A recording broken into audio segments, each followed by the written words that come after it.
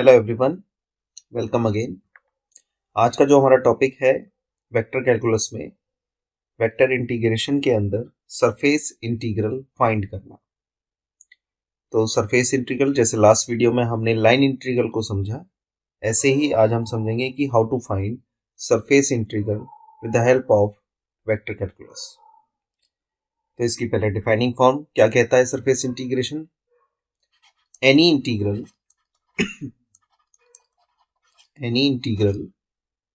which is to be evaluated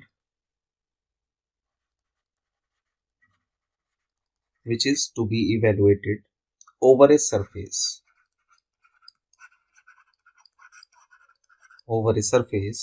is called surface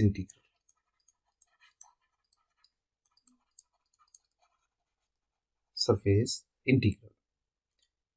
Let S be the surface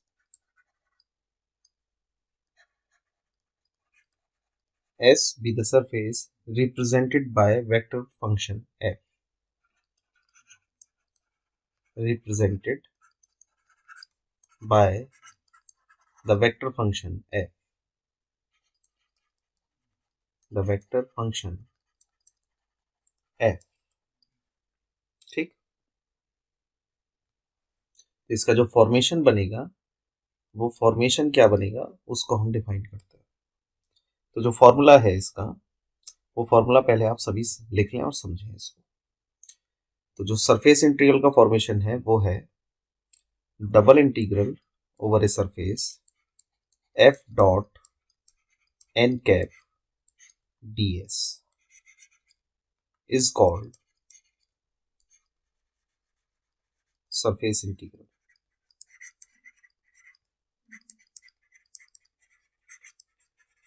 ठीक, जहां पर where F vector तो आपको दिया हुआ न्यूमेरिकल है जिस पर आपको सरफेस इंटीग्रेशन फाइंड करना है। एन कैप क्या है? यूनिट नॉर्मल वेक्टर, यानी किसी के डायरेक्शन के अलॉन्ग निकालना होगा। तो n cap is the unit normal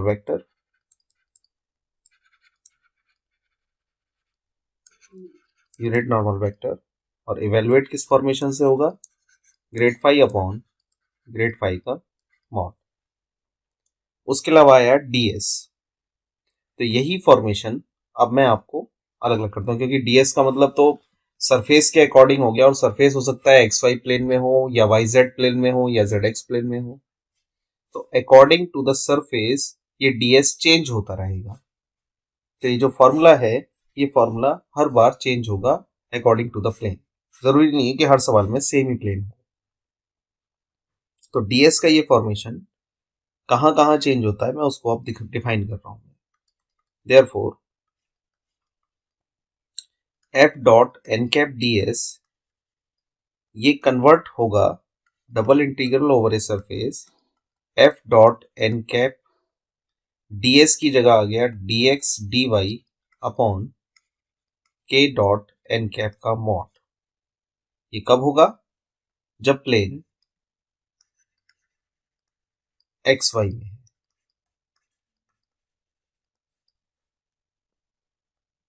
right, यानी फॉर xy प्लेन, या आप बोल सकते हो इसको।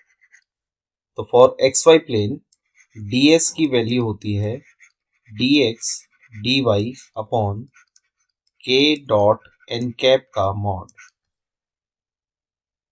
ऐसे ही ये तो फर्स्ट हुआ यदि xy प्लेन है।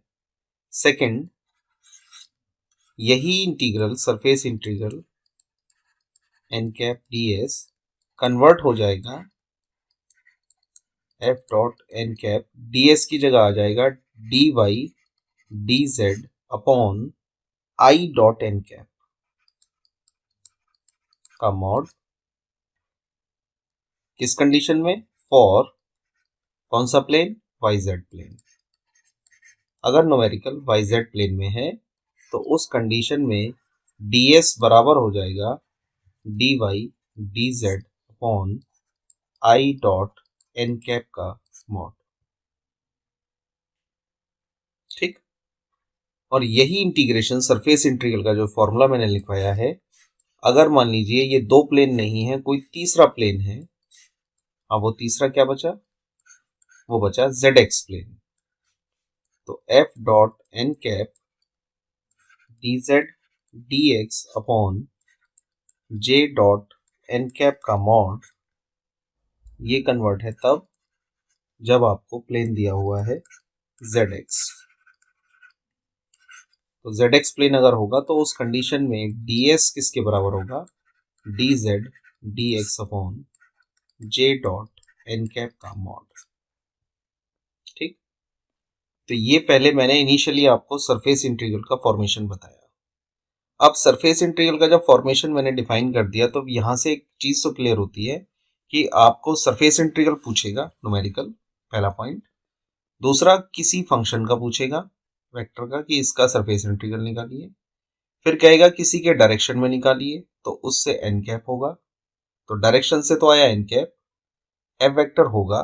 उसके अलावा न्यूमेरिकल ये भी डिफाइन करेगा कि वो प्लेन कौन सा है, एक्स वाई है, वाई जेड है, जेड एक्स है। तो जो भी प्लेन होगा उसके अकॉर्डिंग तो आप सरफेस इंटीग्रल का फॉर्मूला लिखेंगे और उस फॉर्मूले में जो जो चीजें रिक्वायर होंगी उनको निकालेंगे।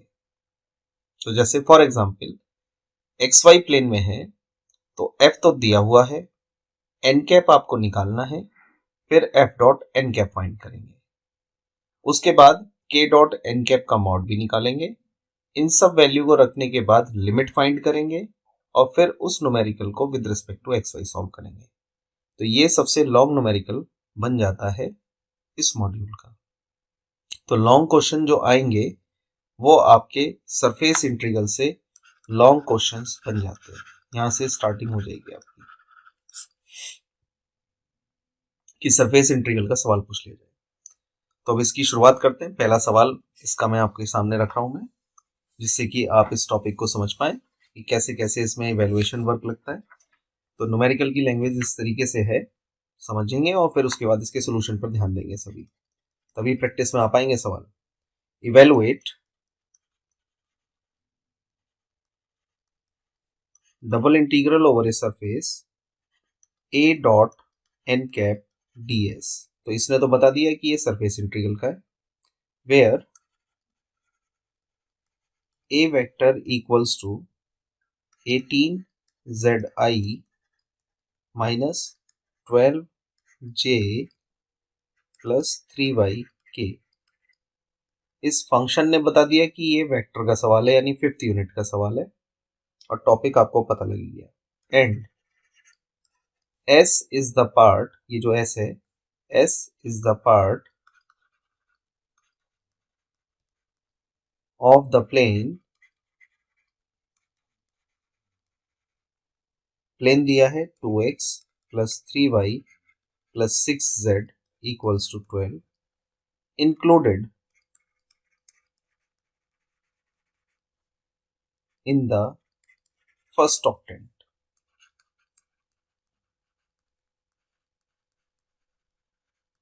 फर्स्ट ऑक्टेंट का मतलब होता है पॉजिटिव क्वाड्रेंट। तो पॉजिटिव क्वाड्रेंट में इंक्लूड होने की बात ये कर रहा है। तो प्लेन का डायरेक्शन तुम्हें मिल गया, एफ वेक्टर आपको मिल गया। अब एक एक करके इसके सॉल्यूशन के पार्ट को समझते हैं। तो जब फर्स्ट ऑक्टेंट में कह रहा है तो हम उसको कहेंगे कि ये एक्स वाई प्लेन में लाई कर रहा है। तो अब एक एक करके मैं लिख रहा हूं मैं। हियर ए वेक्टर आपको दिया गया है 18zi minus 12j plus 3y of k।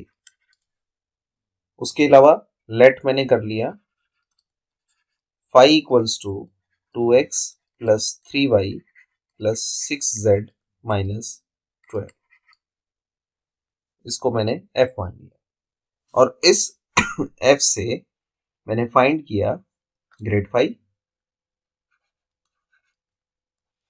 Grade phi निकला 2i plus 3j plus 6k और फिर इस ग्रेड फाई का मैंने मॉड निकाला जो कि आया 4 plus 9 plus 36 that is equals to under root of 49 7। और यहां से मैंने इन दोनों के यूज से मैंने क्या फाइंड किया, N cap, grade 5 upon grade 5 का मॉड। तो ये निकला 2i plus 3j plus 6k upon 7। तो एन कैप निकल गया, ए आपके पास है, पहले निकाल देते हैं हम ए डॉट एन कैप। तो A dot N cap next line में आपने निकाला, therefore 18z of I minus 12j plus 3y of k dot 2i plus 3j plus 6k upon 7। तो ये निकल कर आया 36 of z minus 36 plus 18 of y upon 7। तो a डॉट एन कैप तो निकल गया, अब ds निकालना है। तो आपने कहा it lies in positive octant या फर्स्ट ऑक्टेंट, जो न्यूमेरिकल कह रहा है first octant, then the plane is X Y. तो जब एक्स वाई प्लेन मिला आपको तो ds आपका बन गया dx dy upon k dot N cap का मॉड, यानी dx dy अपॉन k तो k ही है और एन कैप आपने निकाला है 2i plus 3j plus 6k upon 7, इसका मॉड। तो k का i के साथ 0, k का j के साथ डॉट प्रोडक्ट 0, k का k के साथ ही आएगा। तो ये आपको मिल गया dx dy अपॉन 6 अपॉन 7, जिसको आप लिख सकते हो 7 अपॉन 6 dx dy। तो ds की जगह ये रखना है। तो अब धीरे धीरे चीजें निकल रही हैं, a डॉट एन कैप भी निकल गया, ds भी आ गया। तो अब जब आपको ये पता लग गया कि ये एक्स वाई प्लेन में है तो एक्स वाई की लिमिट लगानी है। तो आपने देखा a डॉट एन कैप में z आ रहा है, जबकि होना चाहिए सिर्फ x और y। तो आपके पास जो सरफेस है, गिवन सरफेस, जो गिवन सरफेस है आपके पास, वो सरफेस में सरफेस है 2x plus 3y plus 6z equals to 12। यहाँ से z की वैल्यू को निकालना है मुझे, 12 माइनस 2x माइनस 3y। तो z हम निकाल देंगे, इसको पुट करेंगे। So therefore double integral over a surface a dot N cap ds is equal to double integral over a surface a dot N cap निकल कर आया था 36z, 6 कॉमन ले लेता हूं ऊपर से, 1/7 बाहर, 6 common, 6z minus 6 plus 3y, ये तो हो गया a डॉट एन कैप। और ds है इनटू 7/6 ऑफ dx dy। तो 7 से 7 कैंसिल और 6 से 6 कैंसिल। तो मेरे पास आया सिर्फ इंटीग्रल जो मुझे सॉल्व करना है। अब मेरे पास ये रिजल्ट आ रहा है, double integral over a surface 6z minus 6 plus 3y dx dy। तो यहाँ सॉल्व करना है मुझे x और y में, लेकिन z प्रेजेंट है। तो ये जो सरफेस है, इस सरफेस से z की वैल्यू रख दीजिए। तो 6z मैंने पूरा उठा के रख दिया। तो ये मुझे मिला 12 minus 2x minus 3y minus 6 plus 3y। अब आप देखिए क्या कटता है, क्या बचता है, सिंप्लीफाई करें इसको। तो 3y से 3y कैंसिल और 12 में से 6 गया, 6 बचा। तो ये आपके पास आया double integral over a surface 6 minus 2x dy dx। बस अब लिमिट आपको निकालनी है। तो जो सरफेस आपके पास है, इस सरफेस से लिमिट निकालिए। 2x plus 3y plus 6z equals to 12 है, क्योंकि 2D सरफेस है, XY प्लेन है, तो XY प्लेन का मतलब हो गया z बराबर 0, और z बराबर 0 पुट कर दिया तो सरफेस आपके पास आ गया दिस वन। यहाँ से y की वैल्यू आ गई 12 माइनस 2x अपॉन 3, और लोअर है, पॉजिटिव क्वाड्रेंट है, फर्स्ट ऑक्टेंट होने से लोअर लिमिट इज 0, तो y तो चला 0 से दिस, और x चलेगा 0 to 6। इन दोनों लिमिट को इसमें डालिए तो फंक्शन अब आपके पास आ गया double integral over a surface a dot n cap ds is equal to integral x equals to 0 to 6 y equals to 0 to 12 minus 2x upon 3, और फंक्शन है 6 माइनस 2x, 6 माइनस 2x, पहले dy and then dx।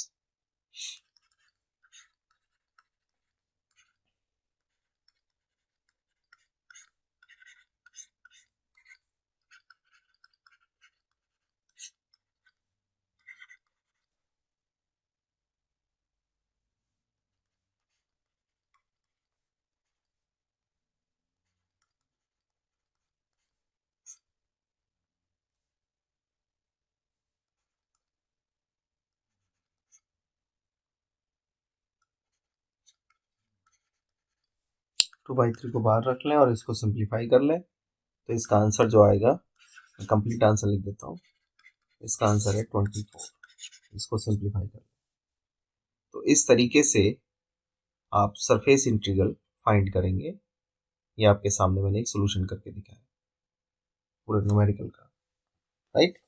अब इसमें एक type और बचती है numerical की, उसको और पिक कर लेता हूं मैं, जिससे कि आप इस पूरी फॉर्म को समझ पाए कि कैसे हमें इसको निकालना होता है, किस किस तरीके के सवाल होते हैं। तो एक टाइप तो ये सवाल था, सेकंड टाइप न्यूमेरिकल क्या है उसको भी देखिए आप। Example number 2, show that double integral over a surface f dot n cap ds is equal to 3/2, where f vector equals to 4xz of I cap minus y square of j cap plus yz of k cap, and S is the surface of the cube bounded by planes, और planes क्या है, x बराबर 0, x बराबर 1, y बराबर 0, y बराबर 1, z बराबर 0, z बराबर 1, ये वो प्लेन है। तो इस पर हमें वैल्यू निकालनी है, फंक्शन हमको ये दिया हुआ है। यानी आपको इस पहले और दूसरे सवाल में अंतर क्या दिखा कि एक सवाल तो ऐसा होगा जिसमें आपको सरफेस होगा, प्लेन क्या होगा, एक सरफेस, तो उस सरफेस में आपने फाई माना, ग्रेड फाई निकाला, मॉड निकाला, एन कैप निकल गया, और A dot N cap find हो गया। एक ऐसे ही जब दूसरे सवाल पर आप आए तो दूसरे न्यूमेरिकल में जो सरफेस है उसने कहा वो क्यूब का सरफेस है, और क्यूब के सरफेस को बोलने के साथ साथ उसने उसके प्लेन्स के पॉइंट दे दिए, तो वहां आप सरफेस एक्स वाई जेड में वैसे तो नहीं दिख रहा, एक आपको लाइंस दिख रही हैं प्लेन्स की कि 0 to 1, 0 to 1, 0 to 1। तो जब ये आपको दिखा तो यहाँ एन कैप कैसे बने, कैसे निकले, तो ये प्रॉब्लम आपको दिखी। तो एन कैप कैसे फाइंड होगा, जब एन कैप नहीं निकलेगा तो फिर एफ डॉट एन कैप कैसे निकालेंगे। तो जब ये प्रॉब्लम सारी दिखी तो इसका सोल्यूशन फिगर बना के सॉल्व होगा। तो फिगर कैसे बनेगी वो अब आप समझ रहे हैं और सीख रहे हैं। ये हम अब 3D फिगर बनाने की कोशिश करते हैं। X axis, Y axis, Z axis, इन तीनों का मिनिमम पॉइंट 0 0 0 यहाँ है। एक्स भी चला है 0 से 1, वाई भी चला है 0 से 1, जेड भी चला है 0 से 1, और इन लाइंस को अगर आप मिलाएं तो एक क्यूब की शेप उसने कही है आपसे, तो एक क्यूब हमें बनाना है।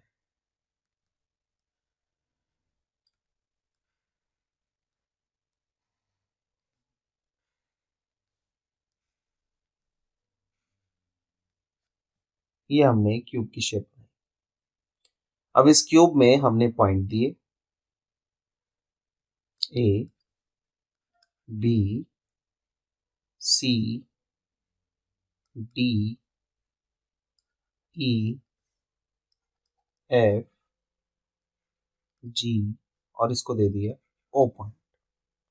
इस ए पर कोऑर्डिनेट क्या है 1 0 0। इस सी पर कोऑर्डिनेट क्या है 0 1 0। इस एफ पर क्या है 0 0 1 और इस ओ पर क्या है 0 0 0। तो टोटल इस क्यूब में, ये जो क्यूब आपके सामने है, इसमें कितनी साइड्स हैं?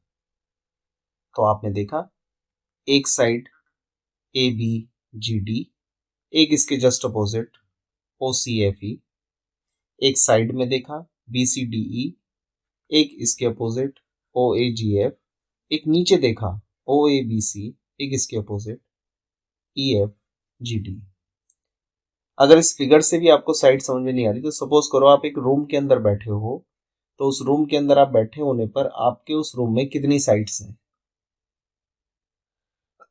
वो रूम एक क्यूब की शेप का है मान लीजिए, तो उसमें कितनी साइड है?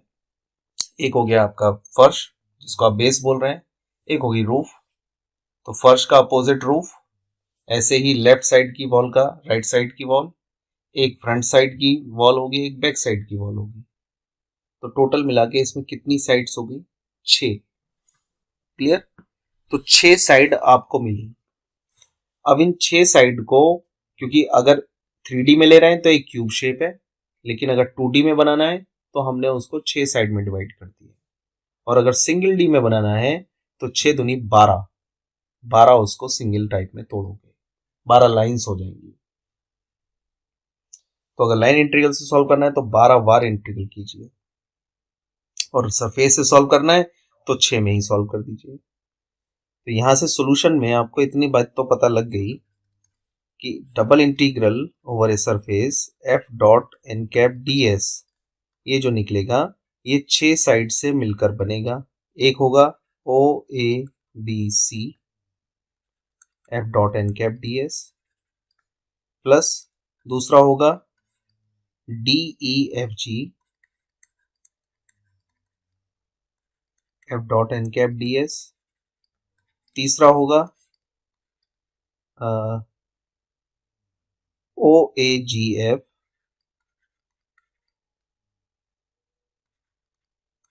F dot N cap D S, इसका अपोजिट क्या होगा B C D F dot N cap D S, plus अब आपका बचा फ्रंट मान लीजिए O C E F F dot N cap D S, और लास्ट इसका opposite A B D G F dot N cap D S. तो इन 6 का अलग अलग आप निकालें और उन 6 को पुट करें। तो इसका एक सिंपल तरीका है कि टेबुलेशन बना लें, और टेबुलेशन बना के सबको फाइंड कर लें टेबल में, या सबका अलग अलग निकाल दें जैसे आपका मन करे। तो उसको मैं दिखा देता हूँ। पहला पार्ट हमने लिया ओवर ओ ए बी सी। जब आप ओ ए बी सी में आएंगे, ओ ए बी सी में, तो इस ओ ए बी सी में आपको क्या दिखता है? ओ ए बी सी में ये प्लेन कौन सा है? तो सबसे पहले प्लेन पता लगा आपको कि प्लेन है एक्स वाई। जब एक्स वाई प्लेन है तो z बराबर 0 होगा, डिफ्रेंशिएट करोगे तो डी जेड 0 आएगा, और एन कैप माइनस का के कैप, यानी जो डायरेक्शन उसमें प्रेजेंट नहीं है। भाई एक्स वाई है तो आई कैप है, जे कैप है, जो नहीं है के कैप, वो आपने ले लिया। अब नेगेटिव क्यों लिया है? क्योंकि इसके दो पार्ट हैं, एक नीचे का एक ऊपर का। कमरा अगर है तो अपोजिट वाले को हमने ले लिया, यानी जो ओरिजिन पर है उसको हमने नेगेटिव ले लिया। तो यहाँ से ds क्या निकला, dx dy upon k dot N cap का मॉड, और वो आपको आंसर में मिल जाएगा। तो जब आप इसको पुट करेंगे तो k डॉट एन कैप की वैल्यू माइनस k कैप है, तो ये मिल गया आपको dx dy। इसकी वैल्यू को जब आप पुट करेंगे तो पहला integral hence double integral O A B C F dot N cap D S, ये आपको मिला x की लिमिट 0 to 1, y की लिमिट 0 to 1, और f डॉट एन कैप कितना आया, एन कैप है माइनस k कैप, और f आपका सवाल है, तो k कैप के साथ करोगे तो माइनस का वाई जेड आ जाएगा। तो ये मिला माइनस का Y Z D X D Y. ठीक, तो माइनस का वाई जेड है और आपने पुट कर दिया इसमें z बराबर 0, ये ना ऊपर, ये जैसे ही इसमें z बराबर 0 पुट करोगे तो रिजल्ट इज 0। सेम ऐसे ही दूसरा पार्ट आया, ओवर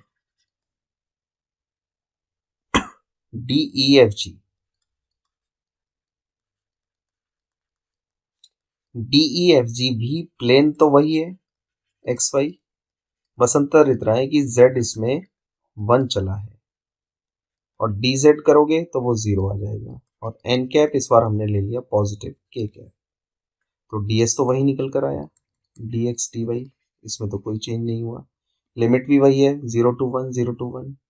तो अंतर कहाँ आया कि D E F G F dot N cap D S जब आप फाइंड करेंगे तो लिमिट इज 0 to 1 0 to 1, इस बार होगा Y Z D X D Y, तो z की जगह 1 रख दिया, तो ये आपके पास आया 0 to 1 Y square by 2, limit 0 to 1, तो ये आ गया 1/2। आंसर इसका सॉल्व जब आप कर लेंगे तो आंसर आ जाएगा इसका 1/2। ऐसे ही तीसरे सरफेस पे निकालिए। तीसरा सरफेस है ओ ए जी एफ,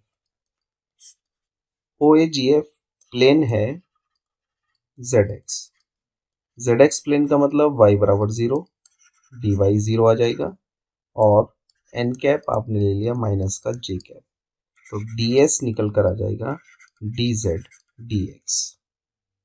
इसको जब आप पुट करके वैल्यू निकालेंगे ओ ए जी एफ की F dot N cap D S में, तो लिमिट तो 0 to 1 ही रहेंगी क्योंकि मैक्सिमम वो 1 तक गया है, तो यहाँ आ जाएगा Y square D Z D X, और y की जगह 0 रखेंगे तो ये इंटीग्रल 0। फिर इसका अपोजिट डायरेक्शन लेंगे तो वो है fourth over B C E D, इसमें भी प्लेन बिल्कुल सेम वही है जो इससे ऊपर वाले में है जेड एक्स, बट y चल गया 1, डी वाई 0 आया, एन कैप जे कैप और D S D Z D X, इसमें आपने रखा B C E D F dot N cap D S 0 to 1 0 to 1, और इस बार आ गया आपके पास माइनस का Y square D Z D x.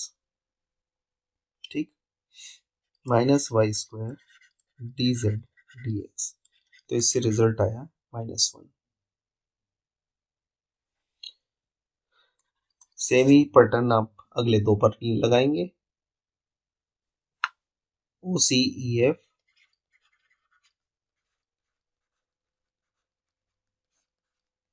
ये प्लेन है वाई जेड, तो x बराबर 0 डी एक्स बराबर 0, N cap equals to minus का आई कैप, और डी एस हो गया डी वाई डी जेड। इस पर इंटीग्रल की वैल्यू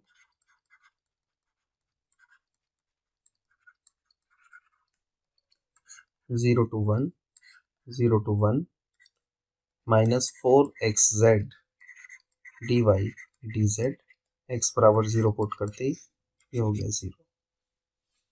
और लास्ट नंबर 6, ओवर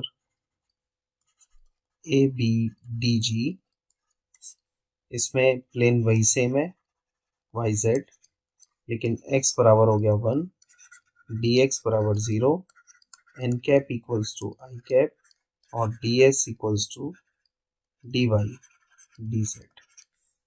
तो यहाँ पर इसमें integral A B D G F dot N cap D S ये निकल कर आएगा 0 to 1 0 to 1 4xz D Y D Z.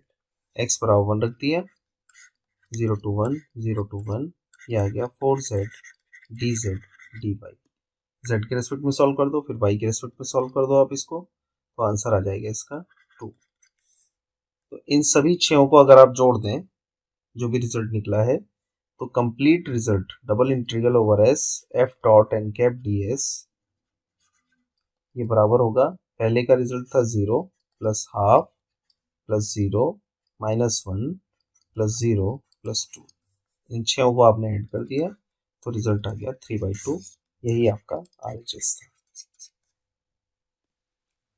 यहाँ मैंने आपको सेकेंड काइंड ऑफ न्यूमेरिकल बताया कैसे आप सॉल्व करेंगे अगर आपको न्यूमेरिकल में सरफेस ना देकर लाइंस वाइज वैल्यू दी जाए।